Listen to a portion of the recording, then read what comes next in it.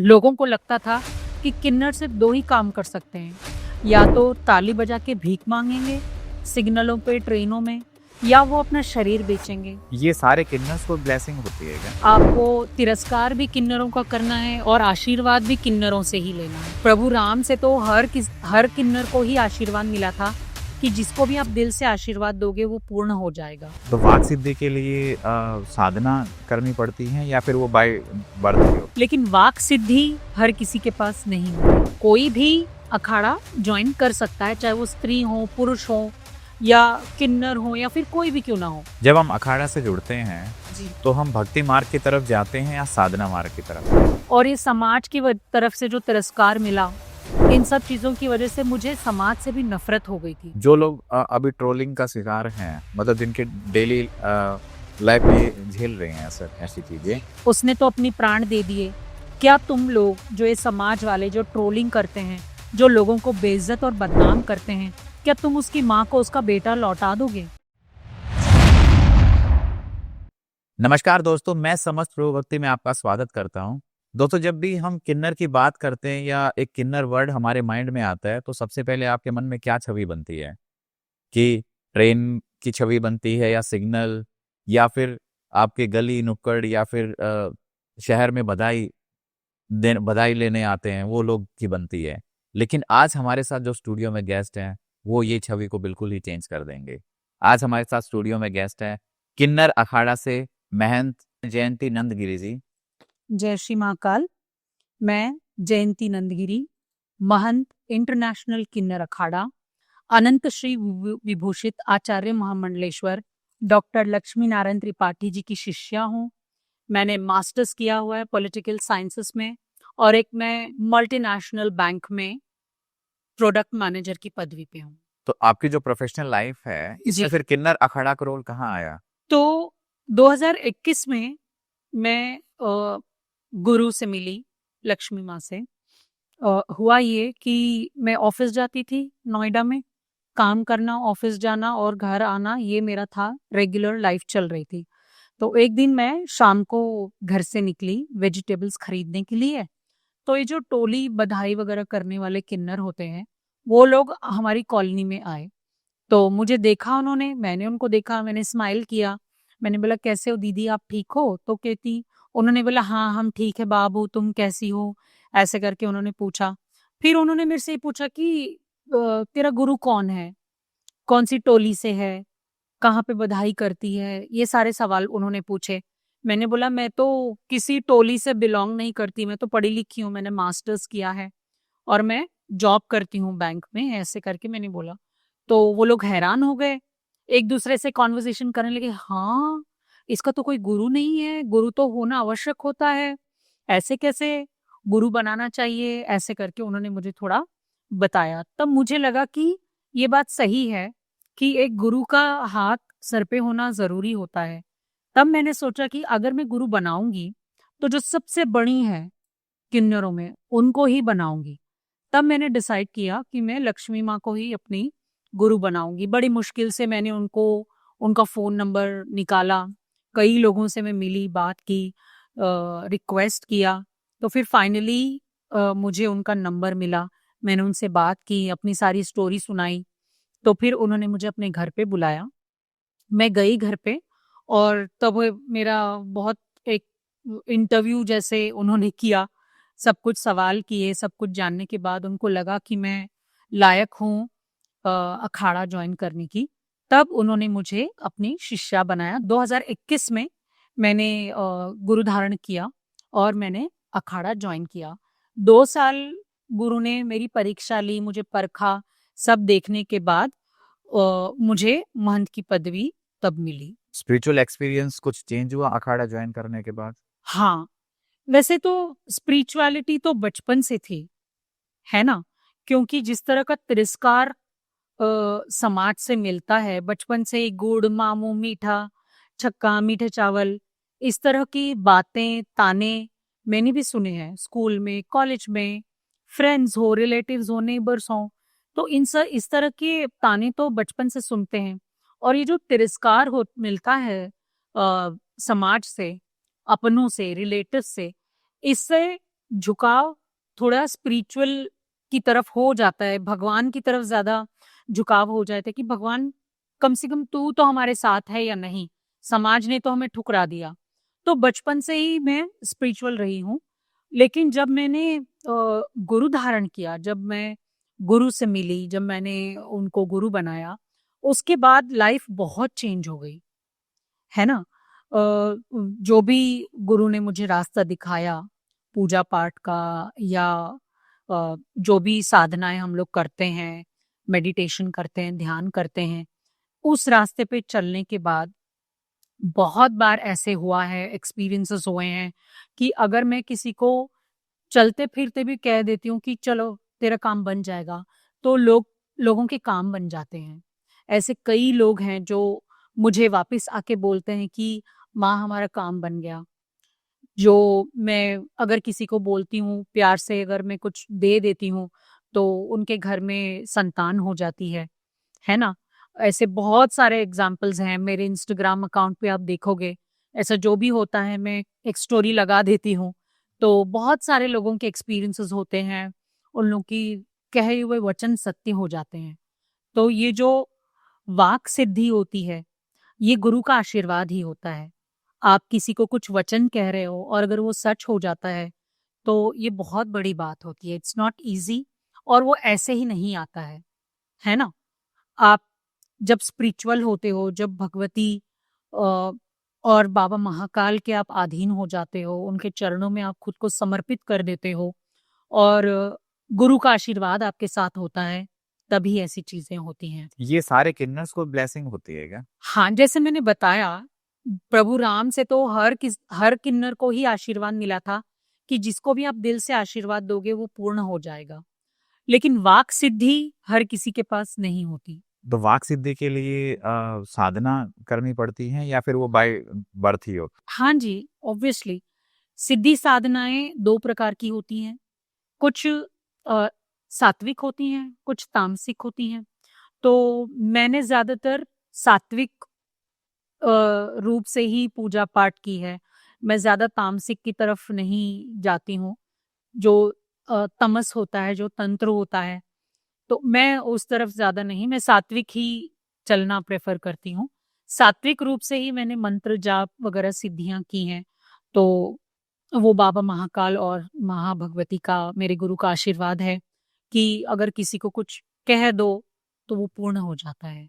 तो ये 2021 के बाद ही आपने चीजें स्टार्ट की जब से आप हाँ। अखाड़ा से जुड़े। हाँ, जी। कैसा एक्सपीरियंस रहा था आपका अखाड़े में स्टार्टिंग में? जैसे मैंने बताया, ये समाज जो पहले मामू, मीठा, छक्का, मीठे चावल ऐसा कहते थे, जब मैं अखाड़ा जॉइन करी, महंत की पदवी मिलने के बाद जब मैं महाकुंभ में गई प्रयागराज, तो वहाँ पे मैं 1 महीने की छुट्टी ऑफ़िस से लीव लेके वहाँ पहुँची हुई थी। अभी जो आज महाकुंभ हुआ था इसमें गए थे आप? हाँ जी, प्रयागराज वाला। तो लोग स्वयं आके पैर छूना और माँ बोलना और कहते कि आशीर्वाद दे दीजिए, हमारे घर में अच्छा हो, पैसों की बरकत हो, हमारे कोई संतान नहीं है, संतान का आशीर्वाद दे दीजिए।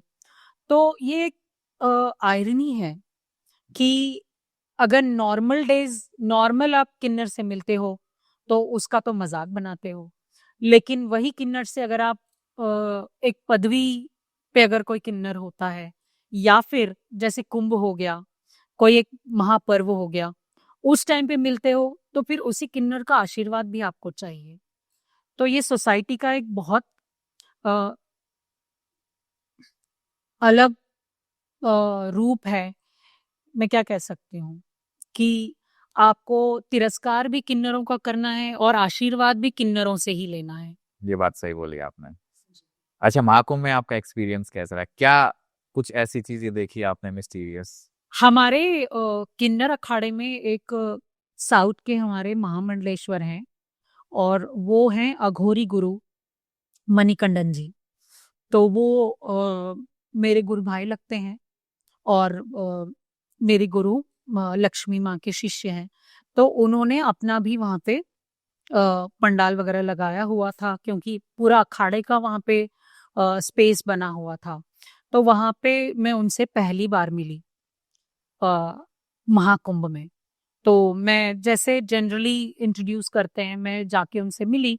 मैंने बोला स्वामी, सब लोग उनको स्वामी ही बोलते हैं और वो साउथ से हैं, तमिलनाडु से, तो सब लोग स्वामी स्वामी बोलते हैं। तो मैं भी उनसे वैसे ही मिली, स्वामी कैसे हो आप? मैंने अपने बारे में बताया कि मैं लक्ष्मी माँ की शिष्या हूँ और मैं जॉब भी करती हूँ, ऐसे करके। तो बहुत ही मान सम्मान से, बहुत ही प्यार से उन्होंने मेरे से बात की। और वो अघोर काली, जो महाकाली के भी अलग-अलग रूप हैं, तो अघोर काली का जो स्वरूप है वो उनको पूजते हैं, उनकी पूजा साधनाएँ वगैरह वो करते हैं और उनके बहुत सारे शिष्य हैं, जिनको अपनी साधनाएँ सिद्धि वगैरह देते हैं। तो अघोर काली की पहनी हुई साड़ी उन्होंने मुझे पहनाई, उन्होंने मुझे दी कि माँ ये आपके लिए गिफ्ट है। तो वो मेरे लिए बहुत बड़ा आशीर्वाद था, जो माँ भगवती की पहनी हुई साड़ी मुझे उन्होंने दी। और फिर मैंने अपनी आँखों से ये सब वहाँ पे एक्सपीरियंस किया।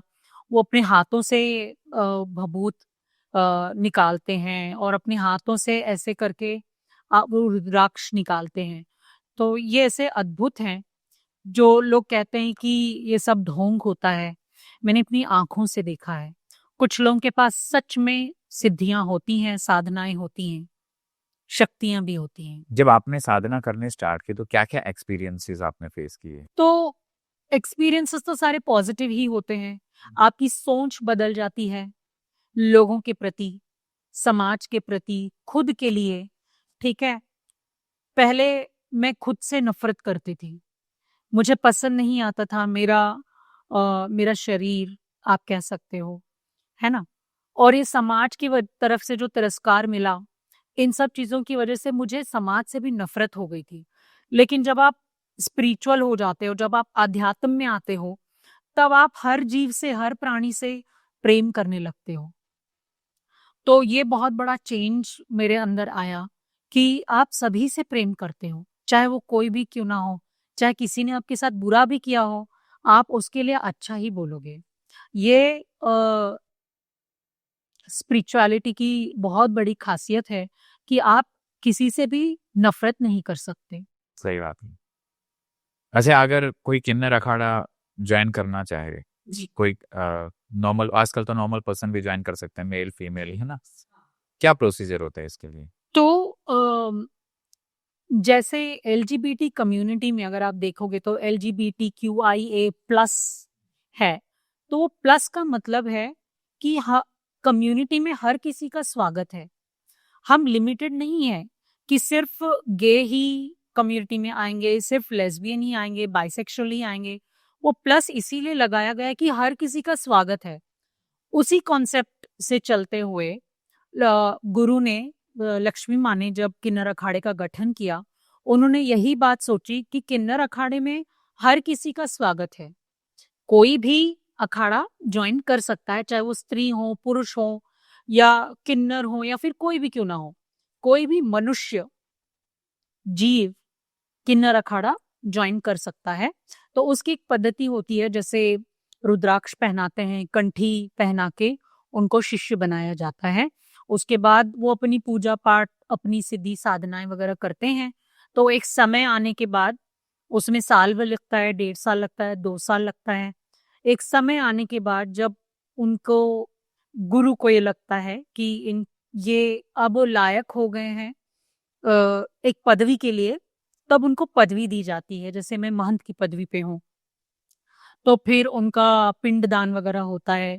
ये सारे प्रोसेस से गुजरने के बाद तब एक एक्चुअल आप अ, महापुरुष या फिर कोई संत, साध्वी कहला सकते हो। अभी आपके पेरेंट्स आपके साथ रहते हैं या फिर आप अकेले रहते हैं? जी नहीं, मैं अकेली और पेरेंट्स से अलग ही रहती हूँ।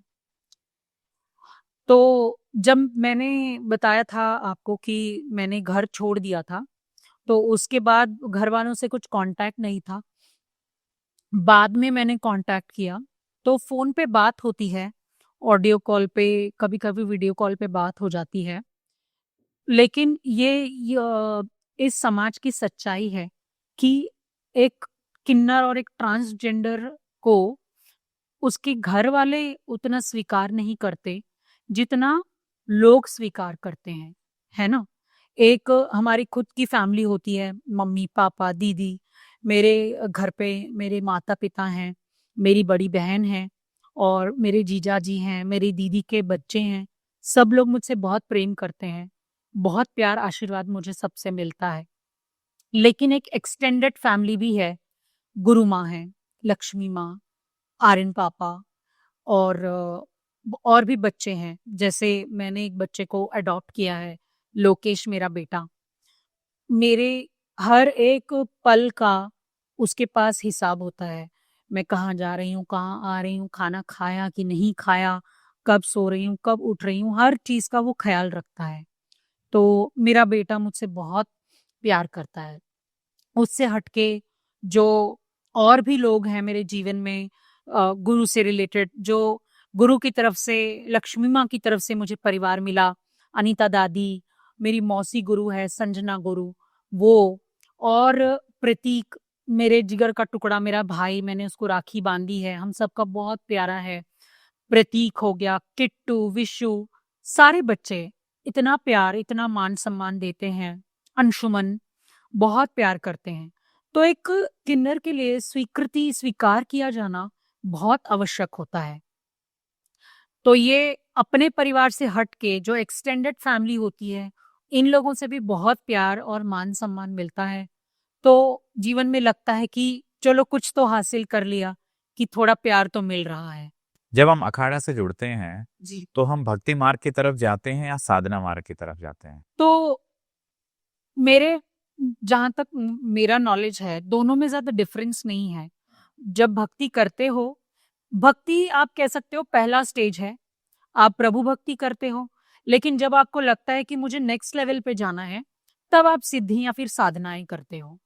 तो दोनों सेम ही हैं, बस एक नेक्स्ट स्टेप होता है जब आप कोई अ, कुछ हासिल करना चाहते हो, नेक्स्ट लेवल में जाना चाहते हो, तो फिर सिद्धि वगैरह साधनाएँ करते हैं लोग। अखाड़ा में तंत्र का क्या रोल है? मैं कह सकती हूँ इम्पोर्टेंट रोल है, जैसे मैंने बताया, अघोरी गुरु मणिकंडन जी हैं, ठीक है? वो लोगों को अच्छा मार्गदर्शन करते हैं, अपने शिष्यों को सिखा रहे हैं।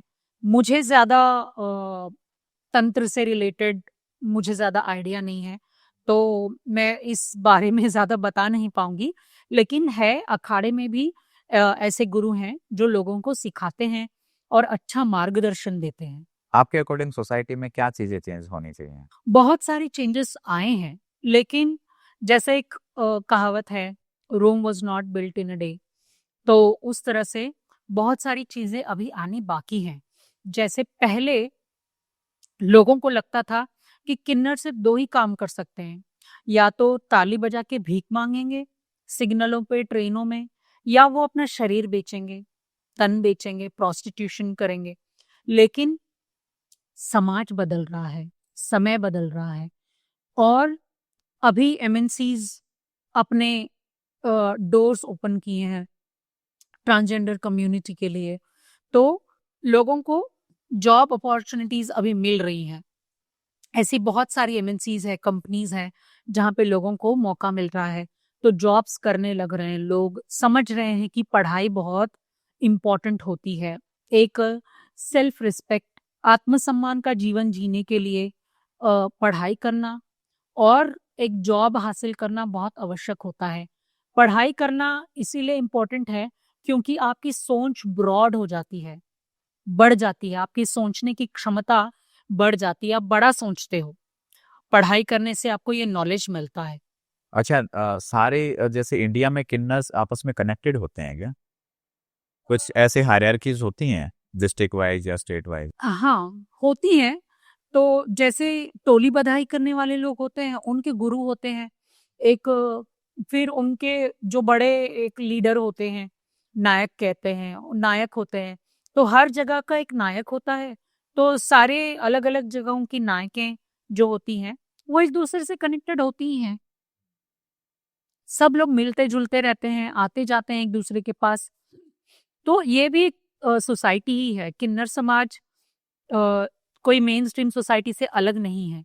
हम भी मनुष्य हैं, एक-दूसरे से मिलते हैं और एक-दूसरे का मान-सम्मान भी करते हैं। अभी कुछ ऐसे केसेस भी आए थे जो अभी हम डिस्कस कर रहे थे, हाँ। उनके बारे में आप कुछ बताएंगे? बड़े दुख की बात है, जैसे मैं आपको बता रही थी कि कुछ दिन पहले हमारे किन्नर समाज से एक किन्नर है, अनु, अ, जिसका किसी ने जिसकी हत्या कर दी थी। तो फिर पुलिस ने उन हत्यारों को पकड़ा भी। 24 घंटे के अंदर अनु के हत्यारों को पुलिस ने पकड़ा। लेकिन आज भी वही डिस्क्रिमिनेशन है। लोग एक सभ्य समाज में किन्नरों को उतना एक्सेप्टेंस, मान सम्मान नहीं मिल रहा है। कुछ दिन पहले यश नाम का एक लड़का जो जेंडर फ्लूइडिटी में था, जो मेकअप आर्टिस्ट था, उसने आत्महत्या कर ली क्योंकि इतना ट्रोल किया जाता है लोगों को। जो बच्चे फेमिनाइन चाइल्ड होते हैं, उन लोगों को इतना ट्रोल करते हैं लोग कि इवन ये भी कहते हैं कि तुम मर ही क्यों नहीं जाते, मर ही जा। इस तरह की बातें भी करते हैं। पता नहीं लोगों को क्या खुशी मिलती है किसी को ट्रोल करने में और इस तरह से दुख पहुंचाने में, क्योंकि वो भी एक माँ के ही बच्चे हैं। जिस तरह से आप एक माँ की कोख में 9 महीने रह के पैदा हुए हो, वो भी एक माँ की संतान ही है। ट्रोलिंग करके उस बच्चे की जान ले ली, उसने तो अपनी प्राण दे दिए। क्या तुम लोग जो ये समाज वाले जो ट्रोलिंग करते हैं, जो लोगों को बेइज्जत और बदनाम करते हैं, क्या तुम उसकी माँ को उसका बेटा लौटा दोगे? नहीं लौटा सकते। जो लोग अभी ट्रोलिंग का शिकार हैं, मतलब जिनके डेली लाइफ में ये झेल रहे हैं ऐसा ऐसी चीजें, उनके लिए आप क्या सजेशन देना चाहेंगे? तो सजेशन तो यही रहेगा कि सबसे पहले तो खुद से प्यार करना सीखें। जब हम खुद से प्यार करते हैं, जब आप खुद को रिस्पेक्ट और सम्मान देते हो, तब आप अपने आप ही ऐसी सिचुएशन और ऐसी कंडीशन में आ जाते हो, सेल्फ कॉन्फिडेंस में आ जाते हो कि आप ऐसा कोई कदम उठाओगे नहीं। उससे हटके किन्नर अखाड़ा, किन्नर समाज और जो ललित ग्रुप के जो हेड हैं, तो ऑप्शंस अवेलेबल हैं सोसाइटी में। It is just that you should know कि कहाँ पे ये ऑप्शंस अवेलेबल हैं। थोड़ा सा अवेयर होना भी जरूरी है, क्योंकि आज फोन सबके पास है। तो सेल्फ अवेयर होना बहुत आवश्यक है। जब तक देखिए, हमारे साउथ में एक कहावत है कि बच्चे को भी माँ खाना तभी देती है जब वो रोता है ना? माँ भी दूध तब तक नहीं पिलाएगी जब तक बच्चा नहीं रोएगा।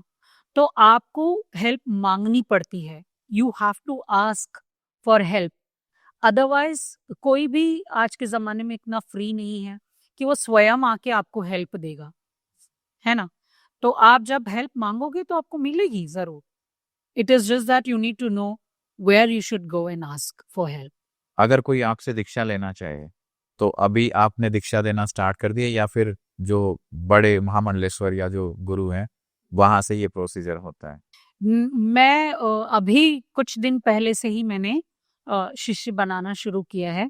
मेरे बहुत कम हैं अभी वैसे शिष्य, लेकिन हाँ, मैं शिष्य बना रही हूँ और सेम प्रोसेस है जैसा अखाड़े का है।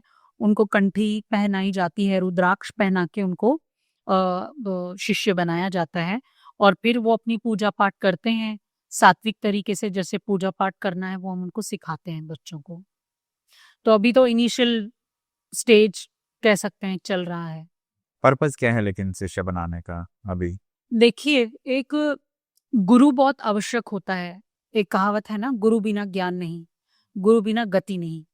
तो अगर आपको ज्ञान चाहिए तो आपको एक गुरु बनाना जरूरी होता है। गुरु आपके पर्सनल लाइफ के डिसीजन में आपको सजेशन देता है कि अगर पढ़ाई करना है तो किस फील्ड में जाऊं, क्या करूं। उस हिसाब से, उससे हट के स्पिरिचुअल लाइफ में भी आपको गुरु सजेशन देता है कि आप ऐसे ऐसे करो, ऐसे चलो, जैसे भी चलना है। अच्छे और सात्विक, सच्चाई और अच्छाई के रास्ते पे चलाना गुरु ही सिखाता है।